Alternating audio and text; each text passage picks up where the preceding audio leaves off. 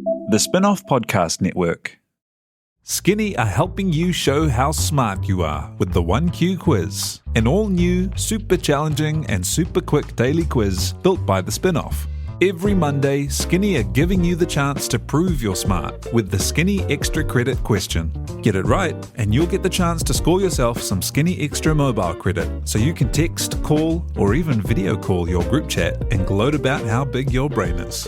T's and C's apply. The Fold is brought to you by O-Media, making brands unmissable and public spaces better across Aotearoa.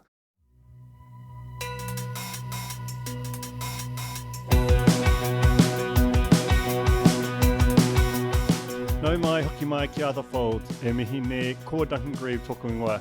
My guests today are Nicholson and Olivia Shivas, both of a very new website platform called The D-List. It is a place for disabled storytelling. It's essentially a culture magazine about disabled people in Aotearoa.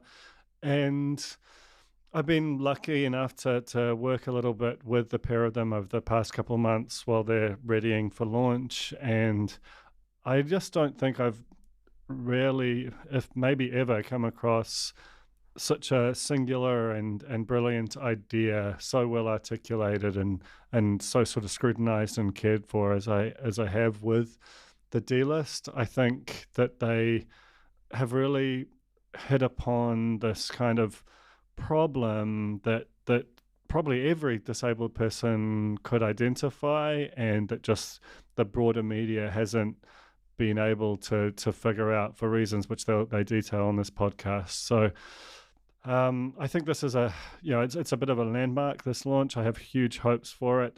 It's well funded so that it can run for multiple years, and I think in Red it has a leader, a publisher who has a really specific vision for it, and Olivia is just the perfect person to be editing it. So yeah, enjoy this conversation with Red Nicholson and Olivia Shivas on The Fold. Kia ora koutou, and welcome to The Fold. So thrilled to have you along. I wondered if you could start by just quickly introducing yourselves and talking, I guess, about your journeys to the start line of the D-List. Red, do you want to come in first? Kia ora. Yeah, well, it's kind of been a weird and winding trajectory for me. I actually started my life as a high school teacher. I taught at the mighty and wonderful Onihongo High School for about 8 years. I was an English and media studies teacher, and I loved my time there. I think it really lit my passion for social justice. You know, I've always been interested in disability issues and disability rights, but I think that intersected in a very visceral way during my time as a high school teacher. And then I sort of did a bit more study and came out and have been working for the last 5 years at a creative agency. So I've been working at Curative, which is all about kind of the intersection between community and social marketing and advertising and communications. And so it's been a real wild ride the last sort of 13 years or so. But I think in some ways it's all the ingredients that has been necessary to launch this project into the world. So that's been really exciting. And you, Olivia? So I always knew I wanted a career and to work in the media. I did all the right subjects at high school. If I went to Onihanga, Red would have been my teacher for multiple subjects with English and media studies. And so I did a Bachelor of Communication Studies majoring in journalism. And my first kind of real job after that was actually working at Attitude Pictures. So I was a researcher and digital producer there, working kind of on their online platforms.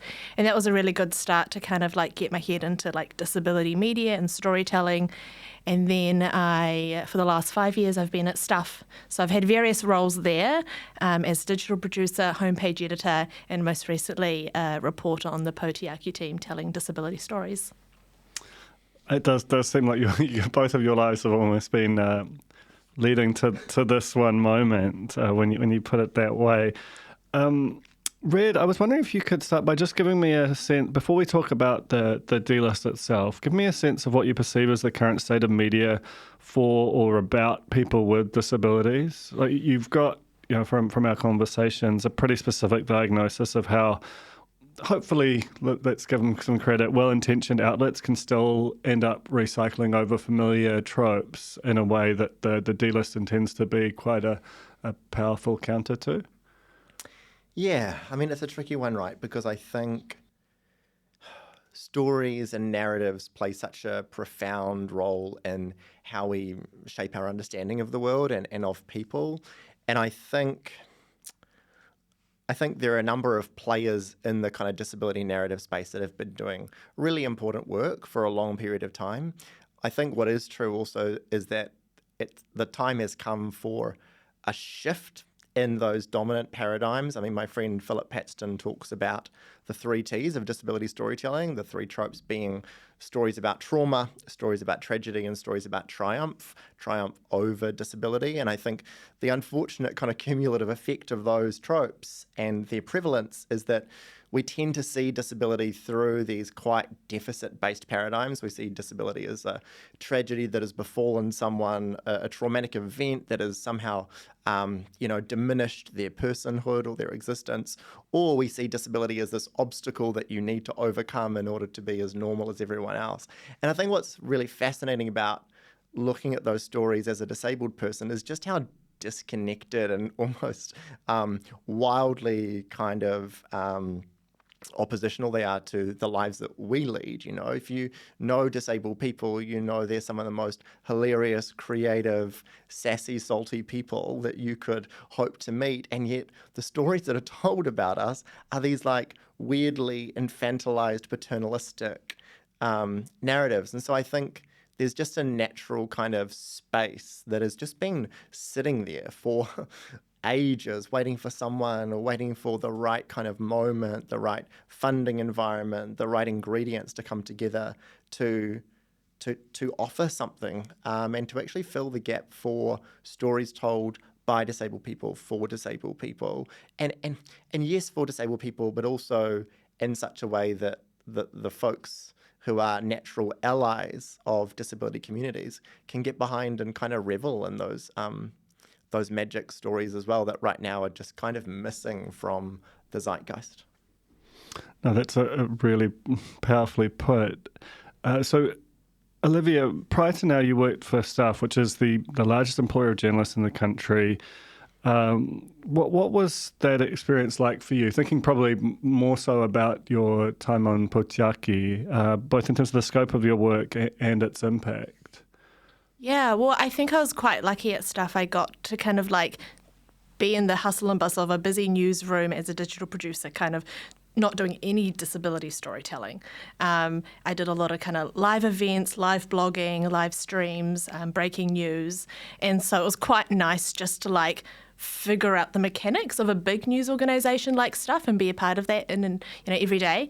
And so, but I still always noticed when there were stories about disabled people that I was just like, cringing that Red described. And, I think as someone with a disability, and having quite a visible disability with being, using a wheelchair, you can kind of see how those stories kind of translate into your everyday life. Just how people read the news and then how they treat you in real life is quite funny. I mean, the other day I think I was going for lunch and me and then, a walking non-disabled friend were just on the road and someone came up to me and said, "You're really awesome, And they didn't say it to the other person, just directly at me. And I wish my friend was like, "Nah, she's a real dickhead." Like, I just... But I guess, just transitioning from, being very aware of those types of stories. And so then when I transitioned into the Potiaki team at Stuff, just telling disability stories, it was a real scary but exciting moment because I knew I feel like I had this responsibility to disabled people to tell stories that they could relate to, tell stories that we've been wanting to tell for a long time but were never told or hadn't been told from the right kind of angle, the right perspective. So I think it was, it was really cool. But I really hope I did a good job, and maybe I didn't do it perfectly all the time. But I think just knowing that I was a disabled person telling these stories made a difference to what you'd seen in the past. So I mean that kind of sets up really the D-list itself. Red, tell me about this idea, because it's quite a profound one in terms of its intention versus even the likes of Attitude, which has been a very big, really the dominant player in this space for such a long time. But when we first met, you explained it to me, and I felt like it was one of the most pure, kind of coherent ideas for a new media platform that I've heard in some time. What is the genesis of the idea? It's actually got a really rich origin story, which I'm just kind of low-key obsessed with, because I think it's very easy for these things to emerge as a kind of on the back of an individual or the back of a couple of individuals. But the truth is that this project actually emerged from quite an extraordinary co-design process. So it was in 2020, and the then Disability Rights Commissioner, Paula Tesoriero, she's always been very kind of emphatic that if we want to see real changes for disabled people in terms of social outcomes, health outcomes, education, employment, because, you name the social statistic and disabled people are very much at the bottom of the heap right now. And her kind of thesis was, well, if we started to address some of the attitudes that sat behind the kind of people who work within those systems, we might actually get some substantive outcome and changes in terms of outcomes as well. So she was always really kind of passionate about this idea that if we can change attitudes, we can change outcomes. And if you think about the way we have historically looked at, thought about, talked about disability, it is very much through that kind of deficit charity-based mindset. So at the time, Curative and the wonderful team headed up by Eddie Royal there came together alongside the Human Rights Commission and actually alongside disability communities more broadly to undertake this quite extensive co-design process. So over about a year, we spoke with over 200 disabled people, non-disabled people, to really get to the bottom of what are those attitudes out there that are preventing disabled people from kind of participating fully in society, from having the job they want, from attending the school they want. And I think the idea going in was that we might make some sort of campaign off the back of that. And, you can imagine what something like that would look like, right? It would be a series of TVCs and posters, and it would be like, treat disabled people just like you want to be treated. And like, we've done that before, we've been there, we've done that, we've done the whole disability awareness thing. And what we actually realized through that process, that what was missing in this whole jigsaw puzzle was something for disabled people ourselves. We held these workshops, these hui, these talanoa spaces where disabled people came together, and it was just revelatory. There was this real magic, surprise, surprise, and bringing people together who experience the world in a similar way, but who are also kind of wanting to create something better, something that doesn't exist right now. And so there was this real magic, actually, that happened in these spaces where we just brought disabled people together with no non-disabled people around. There was no kind of weird power dynamic. There was no one controlling the space. It was just us. And this kind of, visceral kind of raucous joy that comes from when you bring people together who experience the world in a similarly unique way.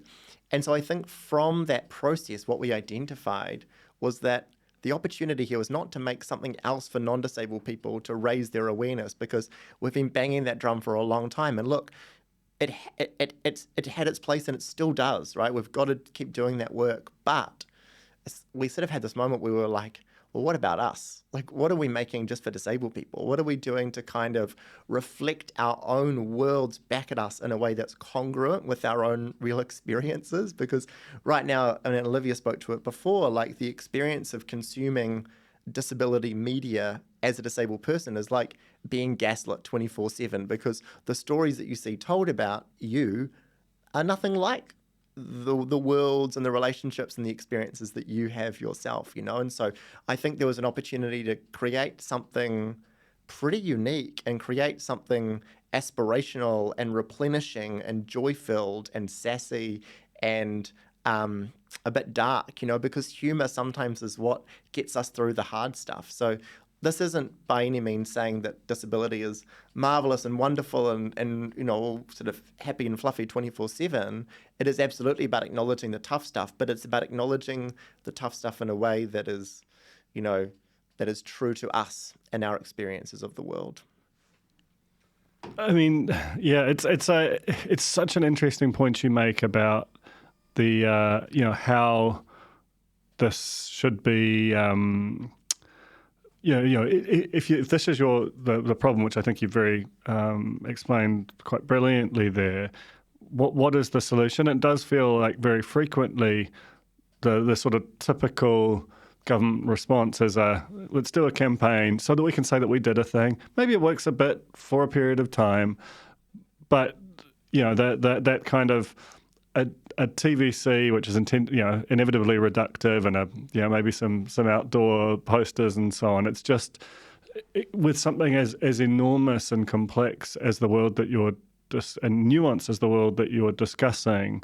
It just feels like it's inevitably going to barely scratch the surface and be something you do to say that you've done it rather than something profound. But the flip side of that is, if the government is very happy to fund campaigns, it's not very often in the business of funding a startup media organisation. That's an altogether more complex question to answer. How did you go about that side of building the sort of financial case so that you could actually, hire Olivia and get to work?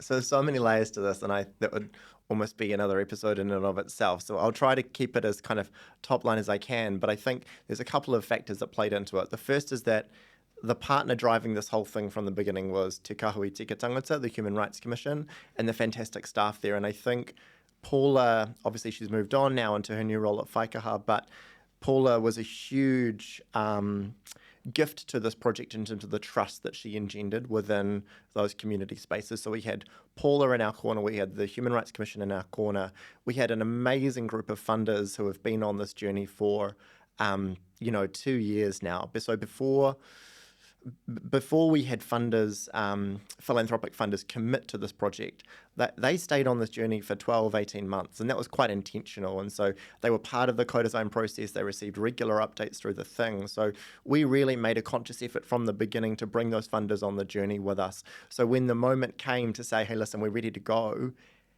do you want to support us to really make this thing happen?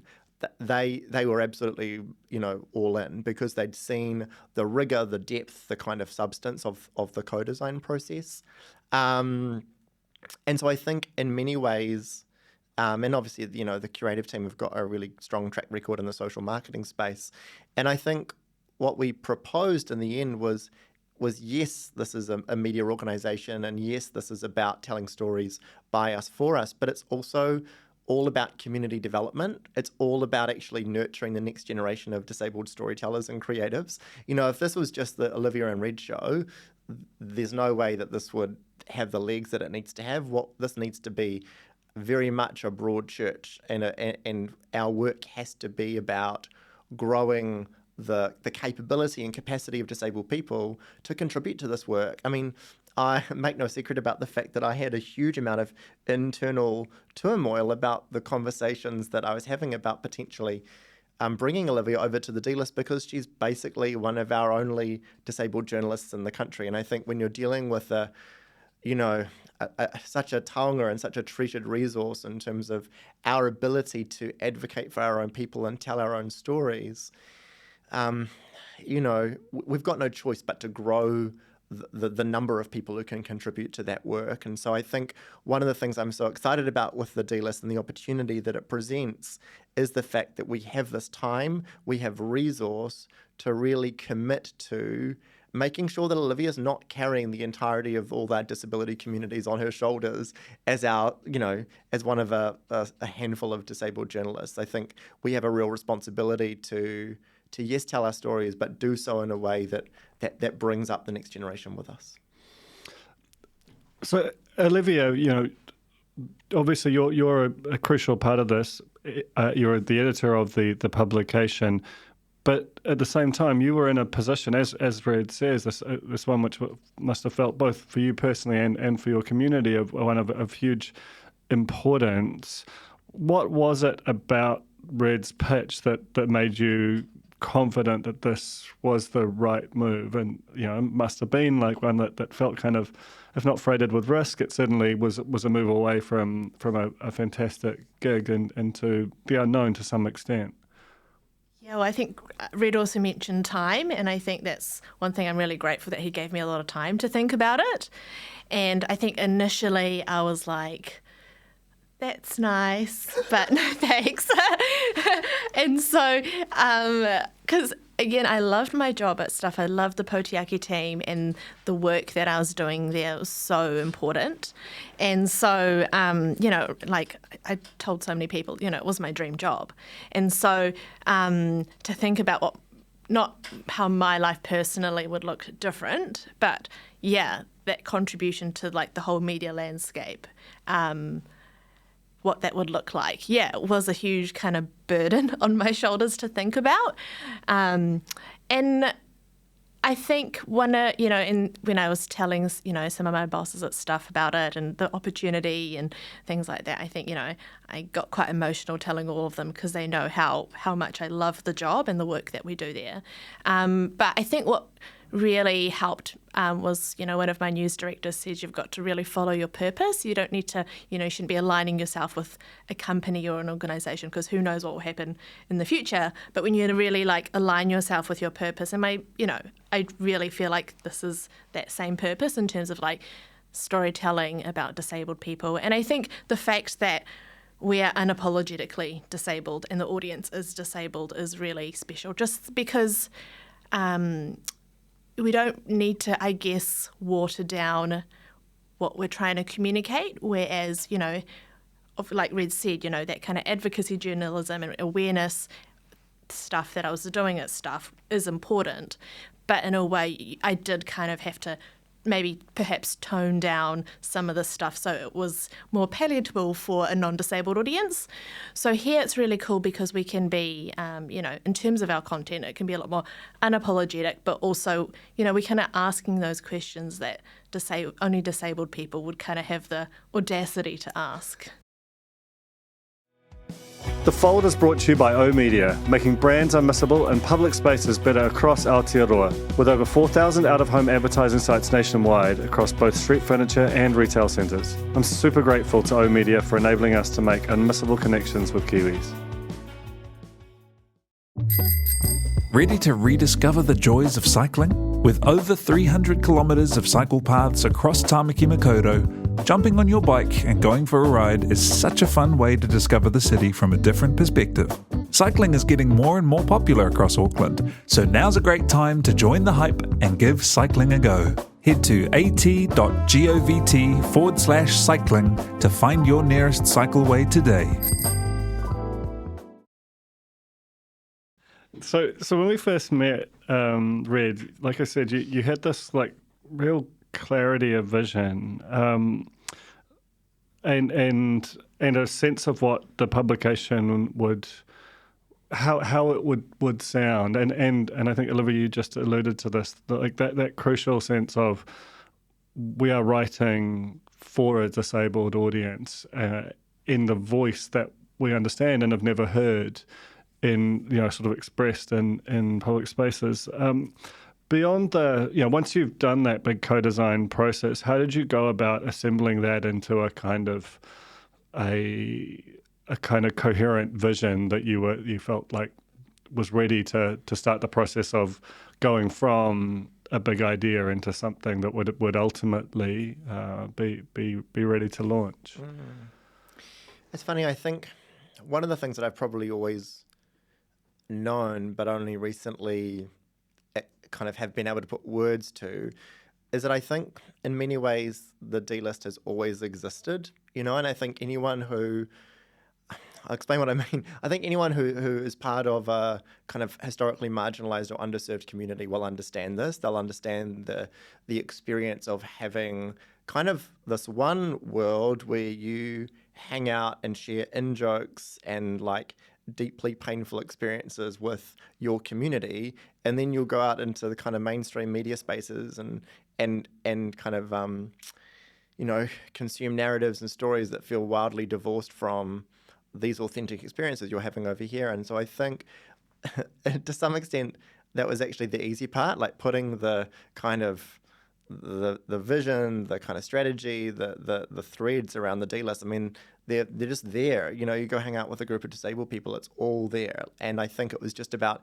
how do we bottle that essence of being in those community spaces and make that and turn it into a brand, you know, that people know and trust. And how do we keep that experience as kind of editorially tight and consistent as possible, whilst also acknowledging that there isn't any one experience of disability. And I think that's one of the things that can freak so many people out, so many non-disabled people out. It's like, oh God, how do I do disability storytelling when I've got, you know, wheelchairs over there and then blind people over there and deaf people over there? And it's like, it can all just feel a bit overwhelming, right? And I think that's part of the reason why there's such a scarcity of good kind of journalism and or storytelling out there about disabled people. But once you get disabled people driving those kind of those visions and those vehicles, then I think that's when you unlock the magic. I think, unfortunately, what we're also dealing with is like generations of conditioning to believe that disabled people aren't capable of doing this work. You know, I think the classic experience for disabled people is being invited onto an advisory group or some sort of sounding board without any real ability to drive the execution and delivery of a thing.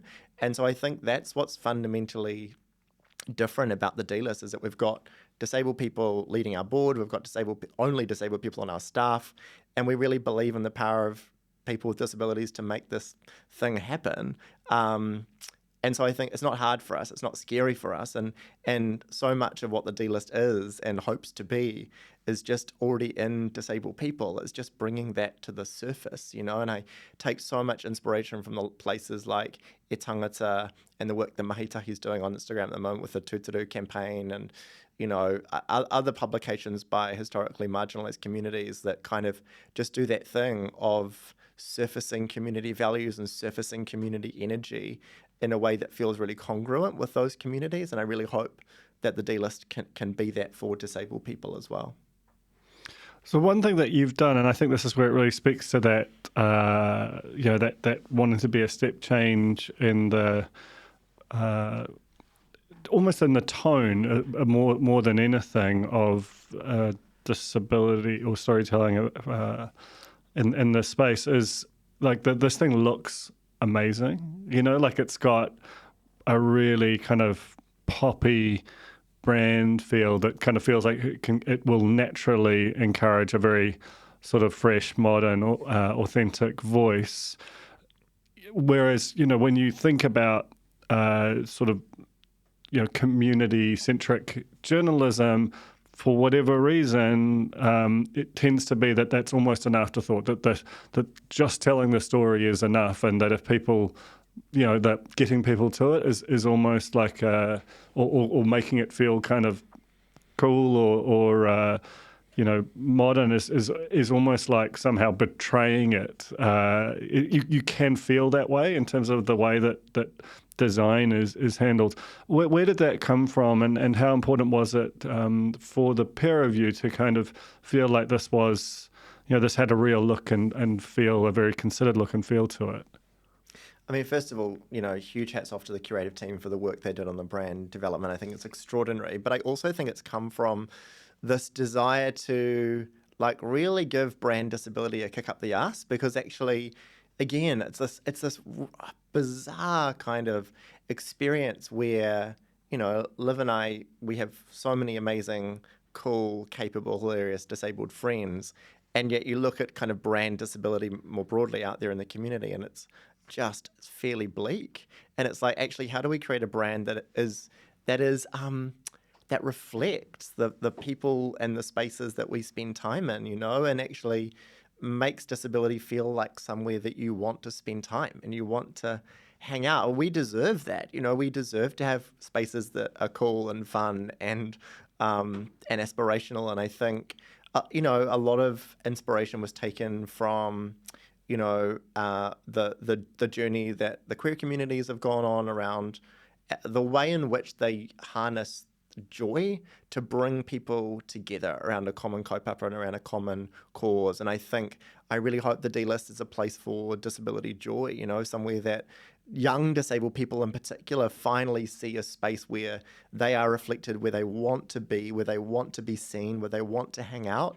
And I think I actually think brand is often hugely underrated as an ingredient to make that happen. It's often the thing that gets the least resource, that gets the least kind of consideration. But I think for the D-list, I wouldn't say it many places other than this podcast, but I think brand is a huge part of what we are, our initial offering, at least, as a way to bring people together.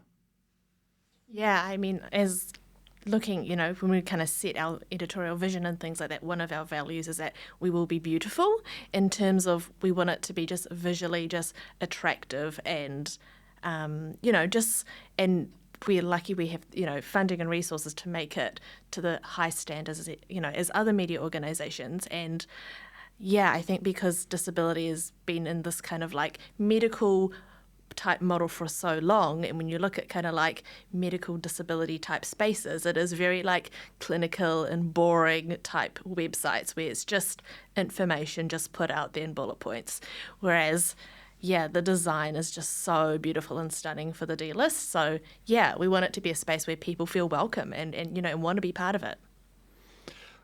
Do you have a sense of how it will sort of operate and express? I mean, it's the gift and the curse of digital publishing is that you can basically be anything you want. What kind of story forms you'll aim for, audio, video, how you'll use social, even down to kind of relationships with other publications and how you will, because the other hard thing is just growing an audience in 2023 is different to it might have been in prior eras where there was a bit more free distribution available. Do you want to speak to that a little?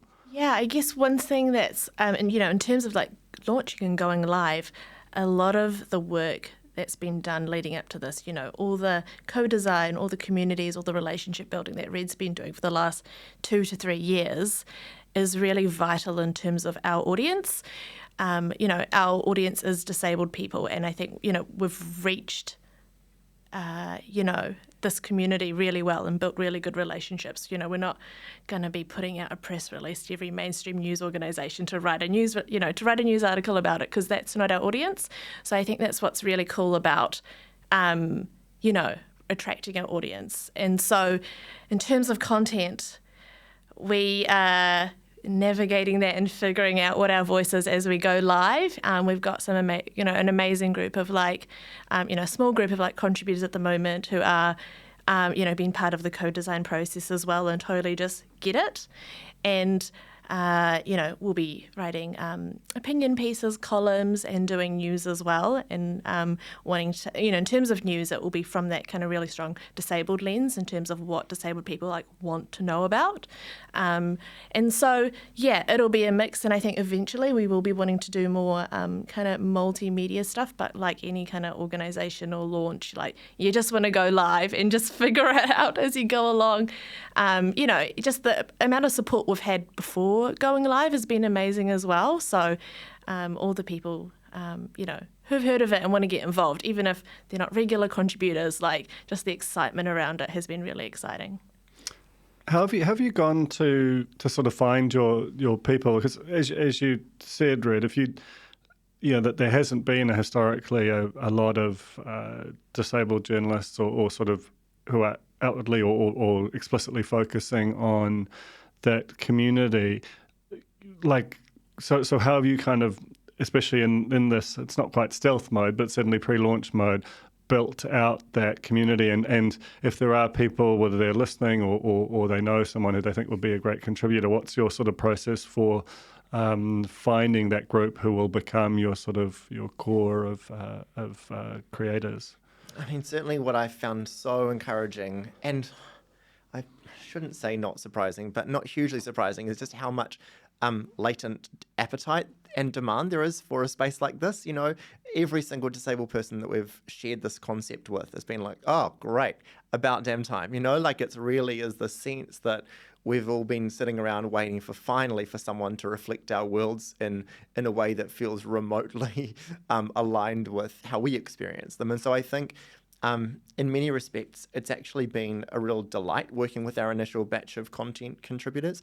And generally they're found through relationships, Liv and I joke that sometimes it can feel like there are only about a dozen disabled people in New Zealand because, we tend to get an outsized share of the kind of airtime. And I think the job of the D-list is to make sure that it's not those usual suspects showing up in this space every time. We do want to broaden the tent. We want more people to feel like actually disability is an identity in a space that I can feel proud to be a part of. I think that's really one of the things we're working towards. But what I love about the initial batch of contributors that we've got working for the D-list and writing pieces and doing illustrations and doing kind of audio stuff is that they're not just the usual suspects, they're not the famous disabled people, but they're also people who are on a bit of a journey around what it means to identify as a disabled person. What does that mean for me? And I think, I've got this amazing illustrator down in Wellington who,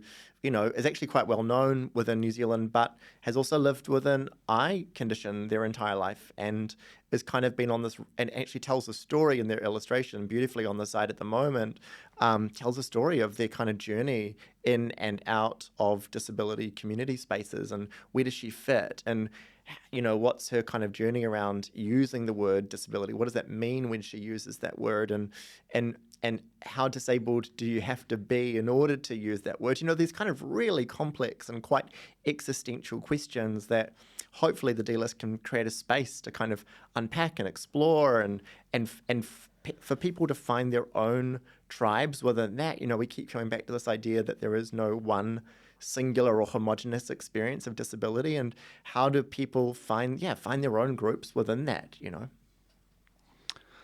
And so you're launching this week, and with all of the kind of bundled energy, nerves, excitement that goes along with that, how will you know it's working? Like, have you got a sort of an idea in your head about the kind of signals that will sort of tell you that's moving from that kind of the sort of co-design and the conversations to like the live product? I'm keen to hear your thoughts, Liv, too. I think for me, if we don't have the trust and support and awhi and tautoko of our communities, then we might as well pack our bags and go home, And I think we have to keep walking that really delicate line of both creating compelling content that, builds that audience, that grows our kind of, grows our audience, whilst at the same time working at the speed of trust and working at the speed of our communities and making sure that we don't get so carried away with this exciting, new toy that we are building that we forget about, parts of our communities that have actually been doing the battling for have cleared the way for us to do this. If people didn't fight for deinstitutionalization in the 80s, people like Olivia and I would still be living in hospitals. If people didn't fight for minimum accessibility requirements in the building code, we would not be able to get into this building today. So I think there's a lot that we can sometimes take for granted, and I think it's about taking our communities with us, making sure that they are vibing with this work, making sure that we are listening deeply and making sure that we are responsive to what they are telling us, whilst at the same time holding a vision for something that just doesn't exist right now. It's so hard for us, for disabled people, to imagine something new when it simply doesn't exist right now. And I think part of what our job is to fight that kind of the lack of permission to imagine something different that we just haven't had for such a long time. What about you?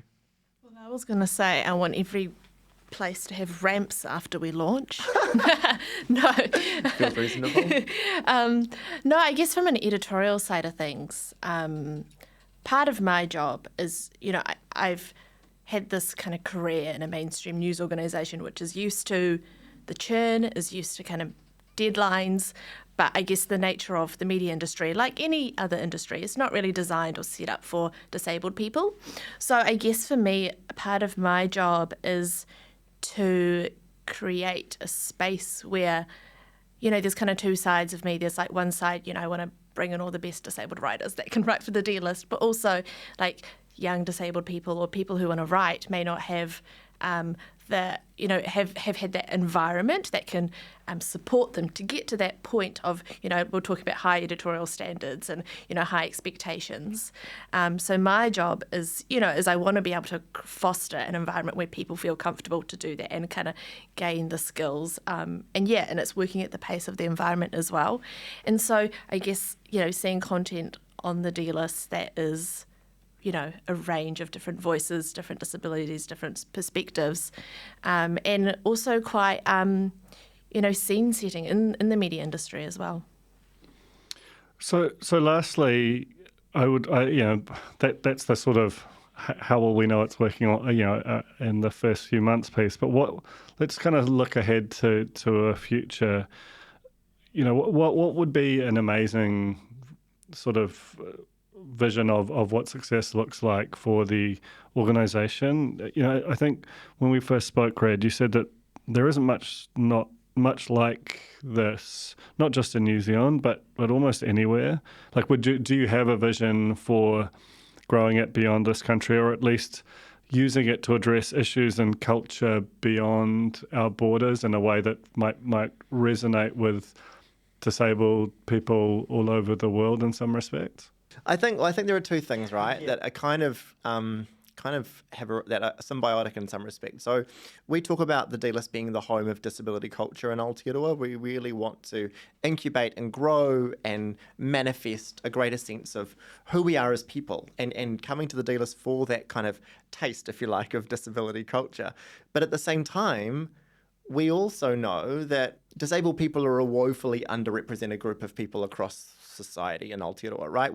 Particularly within Parliament, but if you look across the board. And so I think part of our hope is that we can get kind of disabled people to be understood as a constituency that it's not okay to ignore anymore. I think right now, it feels very easy to put disability in the too hard basket because of the medical lenses that Liv talked about earlier. And I think really the opportunity here is to put disability on the map as a proud and mobilized constituency, mobilized set of communities who are demanding better for our people. And I think right now it's so easy for us to be ignored by people with power, because actually our systems are set up in such a way that makes it, it's actually very straightforward to do that. So I do hope that we can manifest this home for disability culture into actually an advocacy space and a mobilization space. Again, I take so much inspiration from the proud history of the queer rights movement and the way in which they were able to bring people together around a common cause. And they started with their community first, right? And they mobilized and they agitated and they kind of formed that sense of solidarity. And it was only at that point that allies were invited in. But fundamentally, it was the allies piece that tipped things over the edge as far as mainstream civil rights legislation changes go. And so, it's no surprise to me that the recent conversation around the accessibility legislation in Aotearoa kind of, lacked that same degree of loud, raucous sort of allyship, that we've seen in other parts of society. And so I really hope that we can turn this kind of emergent space of disability culture into a more kind of full-bodied advocacy vehicle in time. Honestly, it's such an amazing achievement even getting to this point, and yet I have the strong sense that there is so much more to come out of the D-List. Thank you both so much for coming up on The Fold today, and really looking forward to see where this thing goes. Thank you. That was The Fold, brought to you by our partners at O Media, making brands unmissable and public spaces better across Aotearoa. Huge thanks to O Media for sponsoring this episode of The Fold and enabling us to make unmissable connections with Kiwis.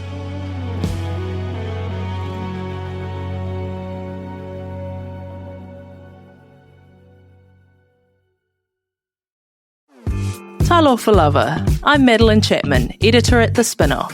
If you have the means, consider supporting our high-quality journalism by becoming a Spinoff member. Sign up now at thespinoff.co.nz/donate. The Spinoff Podcast Network.